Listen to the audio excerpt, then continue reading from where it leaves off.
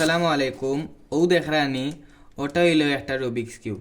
43 কোয়ান্টালিয়ান possibility আছে এটার কেতা নষ্ট হওয়ার, এটার কেতা, কিন্তু এটা সলিউশন হইল মাত্র একটা, যেটা আমরা আজকে ভিডিও শিখবো।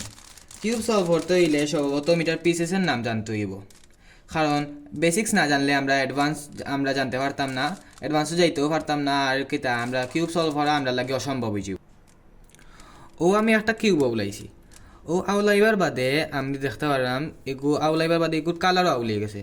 যত আউলি যাও কিন্তু এটার সেন্টারও যেটা থাকবো, ও যে সেন্টার ও সাইডটা ও যে এগুর মাঝখানে যে একটা সেন্টার আছে ইয়েলো কালারের, ওটা সেন্টার গ্রিন কালারের ওটা সেন্টার, কারণ এটার মধ্যে একটা কালার যেটার মধ্যে থাকবো ওটা সেন্টার।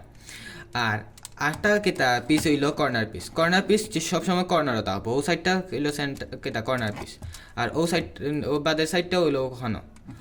মোট 8টা কর্নার পিছনও আছে। কর্নার পিস চিনার সহজ উপায় হইল, ওখানে আমাদের 3টা কালার আছে, যেমন yellow orange blue, white blue orange.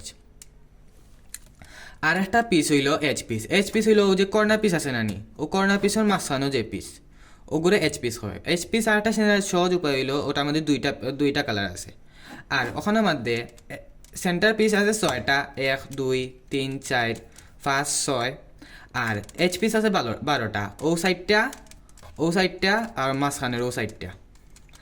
আর কর্নার পিস আছে 8টা, ও সাইডটা আর নিচের সাইডটা।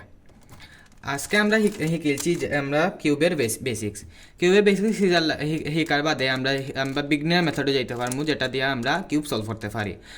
এর পরের ভিডিওতে আমরা শিখবো যে কিলা কিউব সলভ করিম। আসসালামু আলাইকুম।